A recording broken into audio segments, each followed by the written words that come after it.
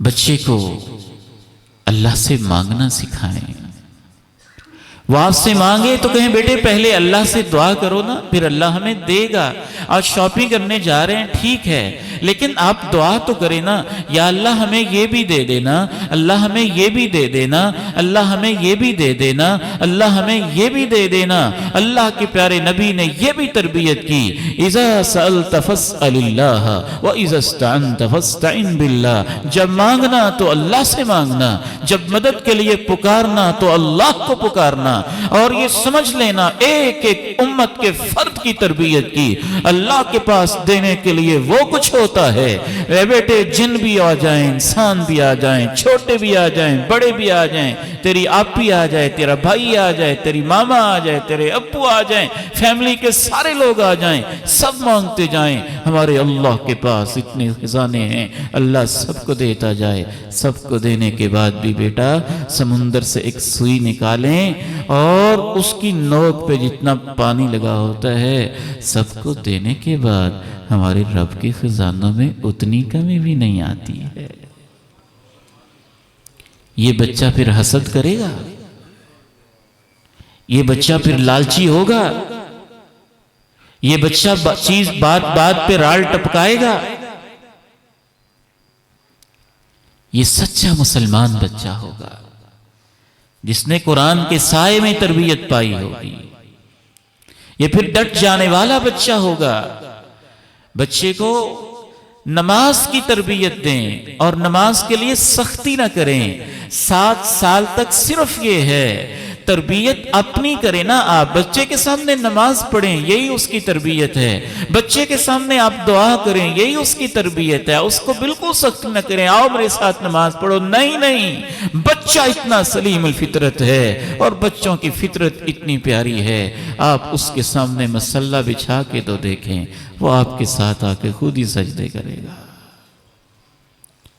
اس لیے ہر گھر میں ایک چھوٹی سی مسجد ہونی چاہیے. آپ کہیں گے یہ نیا مسئلہ آ گیا ہے. نیا نہیں ہے. مدینہ منورہ کا جو ماحول تھا، مدینہ منورہ سے محبت ہے، مدینہ کے ماحول سے بھی محبت کریں. مدینہ میں رہنے والے صحابہ سے محبت کریں. ہمیں مدینہ کی گلیوں سے بھی محبت ہے، مدینہ کے پہاڑوں سے بھی محبت ہے، لیکن مدینے والے کے انداز سے بھی محبت کریں. اپنے گھروں کا ماحول بھی وہ بنائیں جو پیغمبر کے دور میں مدینے کے گھروں کا ہوتا تھا. صحابی آتے تھے، کہتے تھے اللہ کے پیارے نبی ہمارے گھر میں آ کے 2 رکعت پڑھ دیں، ہم نے گھر میں ایک مسجد بنانی ہے. گھر میں مسجد کیا ہوتی ہے؟ یہ نہیں کہ آپ نے کچھ جگہ وقف کر دینی، نہیں. کیا ڈیزائن ہے آپ کے گھروں کے؟ ٹی وی لاؤنج ہے نا، ڈرائنگ روم بھی ہے نا، بیڈ روم بھی ہے نا، تو ایک چھوٹا سا پریئر روم بھی بناتے ہیں. وہی مسجد ہے. 5x5 کا بنا دیں، 10x10 کا بنا دیں. نئی جگہ ہے، وسائل کم ہیں، کوئی مسئلہ نہیں ہے. جو آپ کا بیڈ روم ہے اسی کے ایک کونے میں 4x4 کی جگہ تھوڑی سی سائیڈ پہ کر کے وہاں جائے نماز بچھا کے کہتے ہیں بیٹا یہ مسجد ہے، جب ہم نے دعا کرنی ہوگی ہم یہاں بیٹھا کریں گے، ہم نفل یہاں پڑھا کریں گے، نماز یہاں پڑھا کریں گے.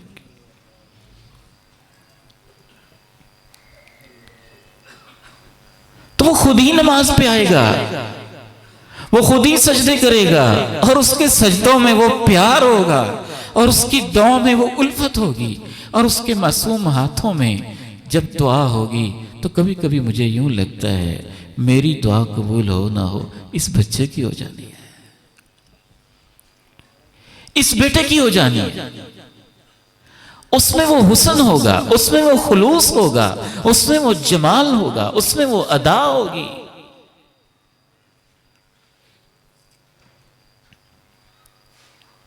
ایک صاحب تھے، یقین انسان کو کہاں کہاں لے جاتا ہے. توحید تھی ان کے پاس، کچھ غلط کام بھی کر لیتے تھے. انسان ہے، انسان سے غلطیاں ہو جاتی ہیں. کہتے کہ میرے اوپر جب بھی کوئی پریشانی آتی ہے میں گھر کے سارے بچوں کو اکٹھا کر لیتا ہوں اور کہتا ہوں کہ اللہ کے سامنے رو رو आंसू बहाओ। सारे घर वाले जब रोते हैं तो चंद दिनों में अल्लाह मेरी परेशानियां दूर कर देता है। घरों में मस्जिद बनाए। इसीलिए तो अल्लाह के प्यारे नबी अलैहिस्सलाम ने फरमाया, इन इंजीनियर्स को कोई सिखा दे कि ये तो बड़ा कह देते हैं, अच्छा आपने टीवी लाउंज नहीं बनाना। कोई मुसलमान इंजीनियर हो तो इतना ही कह दे किसी नक्शा बनाने वाले से कि अच्छा फिर इसमें प्रेयर रूम बनाना है, तो पूछेगा अच्छा प्रेयर रूम भी होता है। तो मुसलमान इंजीनियर उसको थोड़ा सा समझा दे कि हाँ मदीने में होता था और सहाबा के घरों में होता था और वो बाकायदा उसको बनाते भी थे और अल्लाह के नबी को बुलाकर कहते भी थे कि आप पहले 2 रकतें पढ़ जाएं ताकि यहाँ बरकतें ही हो जाएं, और फिर वो उस जगह पे नमाज पढ़ा करते थे। तो थोड़ी सी तवज्जो ही दिलानी है ना।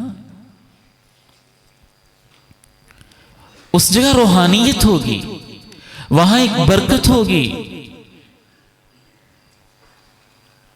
सिर्फ आपने इतना ही तो काम करना है, छोटे बच्चे पे सख्ती नहीं करनी है। पढ़ो नमाज, नहीं तो मैं ये करना ही।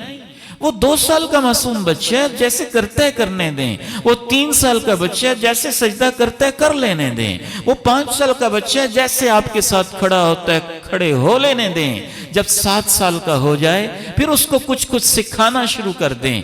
जब 10 साल का हो जाए फिर इसके ऊपर सख्ती करें। फिर आप सख्ती करना आपका हक भी बनता है। जब आपने बचपन में उसको लगाया ही नहीं है तो शायद फिर इतनी सख्ती आपका हक बनता भी नहीं है कि शुरू में आपने गफलत किया, उसका क्या कसूर है। इसीलिए तो रसूलुल्लाह सल्लल्लाहु अलैहि वसल्लम ने इरशाद फरमाया, मरू अबनाअकुम बिस्सलाति व हुम अबनाउ सबइन। जब बच्चे 7 साल के हो जाए ना फिर उनको कहा करो कि नमाज पढ़नी है। उससे पहले कहना नहीं है। उससे पहले क्या अंदाज है, ये अल्लाह के प्यारे नबी अलैहिस्सलातु वस्सलाम है। फिदाहु अबी व उम्मी, मेरे माँ बाप उन पे कुर्बान जाएं। अपनी मासूम नवासी सैयदा ज़ैनब की बेटी सैयदा उमामा को आपने उठाया हुआ है, अपनी गोद में यूं प्यार के साथ उठाया हुआ है। क़याम कर रहे हैं, उठाया हुआ है। रुकू कर रहे हैं, बिठा देते हैं। सजदा कर रहे हैं, बिठा देते हैं। फिर रुकू कर रहे हैं, फिर उठा लेते हैं। सहाबियात अपने बच्चों को नमाज में साथ भी ले आती थीं। कभी कभी उनकी आवाज़ भी आ जाती थी, फिर उनको बर्दाश्त भी किया जाता है। अल्लाह के प्यारे नबी अलैहिस्सलाम फरमाते हैं, मैं नमाज शुरू करता हूँ, मेरा इरादा होता है लंबी नमाज पढ़ूंगा। मुझे बच्चे के रोने की आवाज़ आती है तो मैं अपने इरादे को कैंसिल करके नमाज को मुख्तसर कर देता हूँ। बच्चे आते थे तो रोने की आवाज आती थी। ये हसनैन करीमैन हैं। अब्दुल्लाह इब्न शद्दाद रज़ी अल्लाह अन्हु बयान करते हैं, ज़ोहर या असर का वक्त था। अभी ये कितने मासूम बच्चे होंगे। 2 हिजरी 3 हिजरी के अंदर तो इनकी पैदाइश हो रही है। अल्लाह के प्यारे नबी अलैहिस्सलाम की वफात के वक्त इनकी उम्र बेमुश्किल 8 साल थी।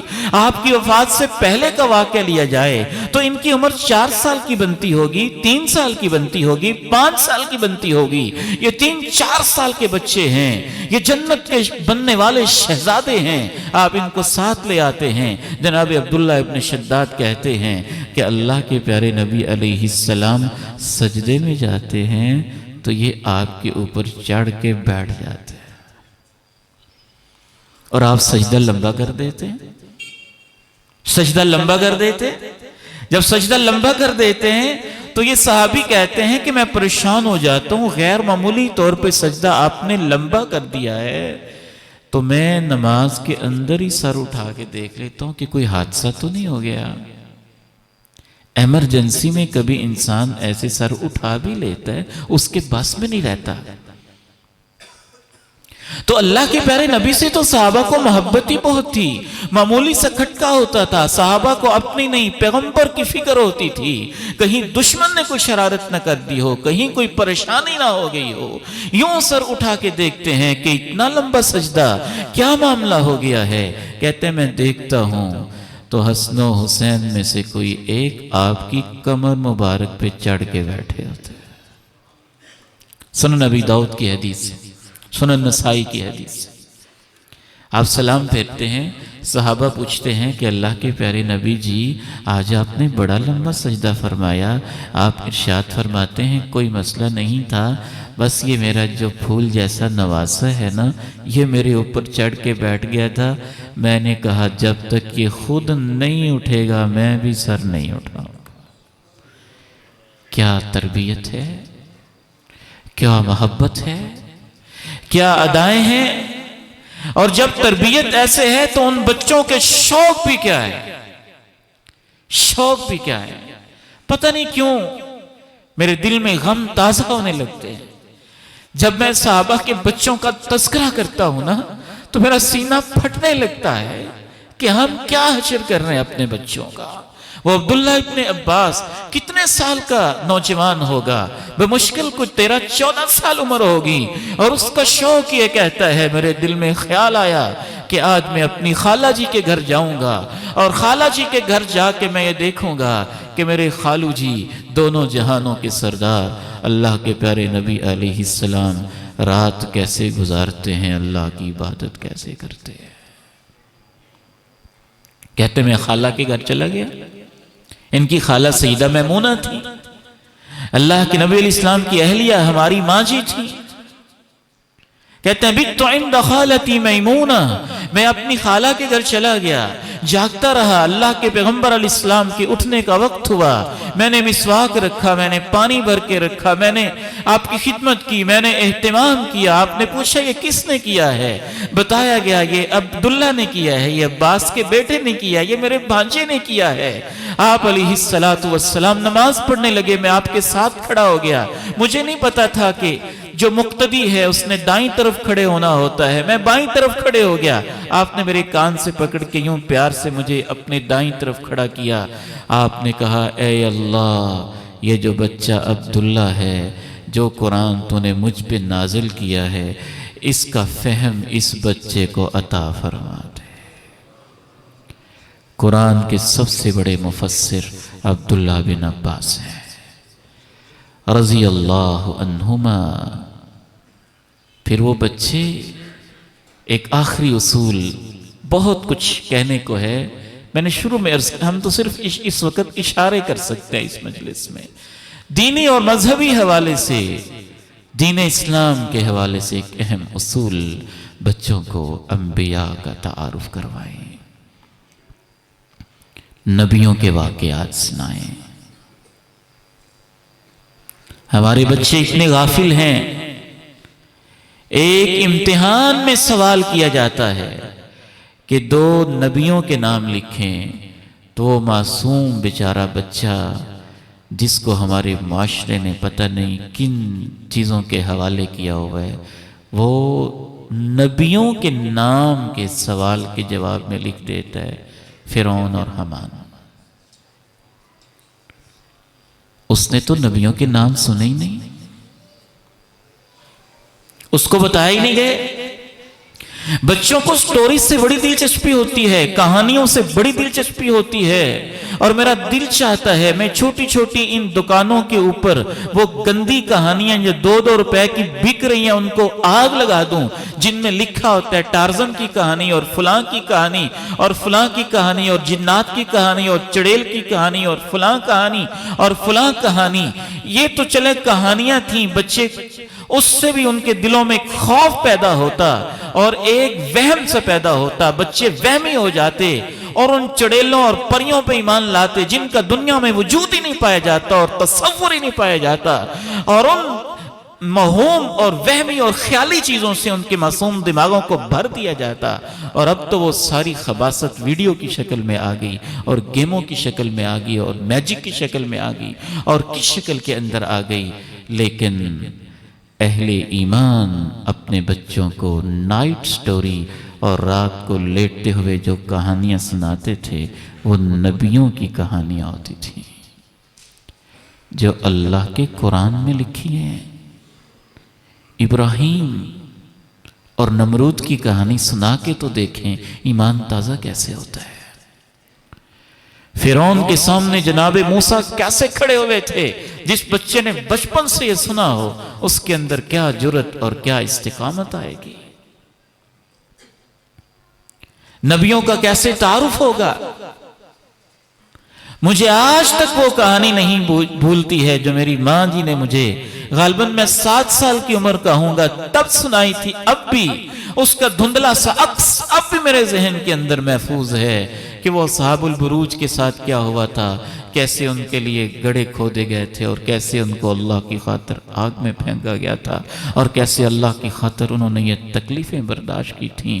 جب اس طرح کی کہانیاں سنائی جاتی ہے نا، پھر میدانوں میں یہ منظر دیکھنے میں آتے ہیں. وہ چھوٹے چھوٹے سے بچے 13 14 سال کے بھاگے بھاگے آتے ہیں. او انکل جی ہماری بات سنیں. بیٹا کیا بات ہے؟ وہ ابو جہل کہاں پہ ہے؟ ابو جہل کہاں پہ ہے؟ پوچھتے بیٹا تم معصوم بچے، وہ مکہ کا سردار، تم کیا کرو گے؟ وہ جواب دیتے ہیں ہمیں ماں نے بتایا ہے وہ ہمارے نبی کو گالیاں دیتا ہے، ہم نے اس سے بدلہ لینا ہے. معوذ اور معاذ بچے ہی تو تھے نا، کود پڑتے ہیں اور اللہ کے لیے جانے دینا ان کا محبوب مشغلہ بن جاتا ہے. ایڑیاں اٹھا اٹھا کے کہتے ہیں میرا نام کیوں نہیں لکھا ہے؟ میں نے بھی قربانی دینی ہے، میں نے بھی اللہ کی راہوں میں جانا ہے، میں نے بھی پیغمبر کے ساتھ جانا ہے، میں نے بھی فلاں جگہ پہ جانا ہے، میں نے بھی فلاں سفر پہ جانا ہے. ایڑیاں اٹھا اٹھا کے کہتے ہیں میں بڑا ہو گیا ہوں، میں جوان ہو گیا ہوں، مجھ سے یہ کام لیا جائے نا. وہ 24-25 سال کی عمر میں عالم الناس بالحلال والحرام بن جاتے ہیں، حلال و حرام کے سب سے بڑے عالم بن جاتے ہیں اور چھوٹی سی عمر میں قرآن کے قاری بھی بن جاتے ہیں، مجاہد بھی بن جاتے ہیں، فاتح بھی بن جاتے ہیں، معلم بھی بن جاتے ہیں، پیغمبر کے سچی محبت کرنے والے بھی بن جاتے ہیں. اور وہ معوذ اور معاذ ابو جہل کی گردن اتار کے ہمیشہ تک کے لیے اپنے نام کو پیغمبر کے جانساروں میں شامل بھی کروا لیتے. تربیت ہی تو ہے جو بچپن سے کی گئی. اس کے علاوہ چند چھوٹی چھوٹی باتیں بھی ہیں، وہ عرض کر کے ہم بات کو سمیٹتے ہیں کہ بچوں کی حوصلہ افزائی کیا کریں، کوئی اچھی بات کریں ان کو شاباش دیں، ماشاءاللہ پڑھیں، سبحان اللہ کہیں، انعام دے دیں. کبھی کبھی ہر وقت کبھی کبھی انعام دے دیں تاکہ وہ لالچی نہ ہو جائیں. کبھی پرائز دے دیں، کبھی شاباش دے دیں، کبھی تھپکی دے دیں، کبھی حوصلہ دے دیں. بیٹے آپ نے ماشاءاللہ یہ بہت اچھا کام کیا، یہ آپ نے بہت اچھا کام کیا ہے. ایک بچی نے چادر پہنی ہوئی ہے، اللہ کے پیارے نبی کہہ رہے ہیں ماشاءاللہ ماشاءاللہ، سنا سنا سنا، یہ بڑی پیاری لگ رہی ہے، بڑی پیاری لگ رہی ہے. بڑوں کی حوصلہ افزائی، چھوٹوں کی حوصلہ افزائی، بچوں کی حوصلہ افزائی، اس سے بچے موٹیویٹ ہوتے ہیں، ان کو موٹیویشن ملتی ہے، انسپائریشن ملتی ہے، تحریک ملتی ہے، وہ آگے بڑھتے ہیں، ان کو پتہ چلتا ہے یہ اچھی بات ہے. اور اللہ کا واسطہ ہے تنقید کم سے کم کیا کرے، سارا زور اس پہ نہ لگایا کرے، یہ نہ کرو، یہ بھی نہ کرو، یہ بھی نہ کرو، یہ بھی نہ کرو، یہ بھی نہ کرو. ڈونٹ کم سے کم کر دیں اور ڈوز زیادہ سے زیادہ کر دیں. دیکھیں یہ بچہ ہے، اللہ کے پیارے نبی اسلام کھانا کھا رہے ہیں اور آتے ہی آ کے یوں لپک پڑتا ہے، ادھر سے یوں کھایا. آپ نے یہ نہیں کہا وہ ایسے نہ کھایا کرو، ایسے کیوں کیا ہے؟ نہیں کہا یا غلام بیٹے سم اللہ، بسم اللہ پڑھ کے کھایا کرو. وَكُلْ بِيَمِينِكَ بیٹے دائیں ہاتھ سے کھایا کرو. وَكُلْ مِمَّا يَلِيكَ بیٹے اپنے سامنے سے، اپنے آگے سے، سامنے سے کھایا کرو. وہ بچہ بھی کیا عظیم ہے. عمرو بن سلیمہ رضی اللہ عنہ کہتے فَمَا زَالَتْ تِلْكَ طِعْمَتِي بَعْدُ، جب تک میری زندگی رہی ویسے ہی کھاتا رہا جیسے امام کائنات نے بتایا تھا. ہمیں تربیت کی فکر آ بھی جائے تو مہینے بعد 2-4 ڈنڈے لگا دیتے ہیں، ٹھیک ہے تربیت ہو گئی.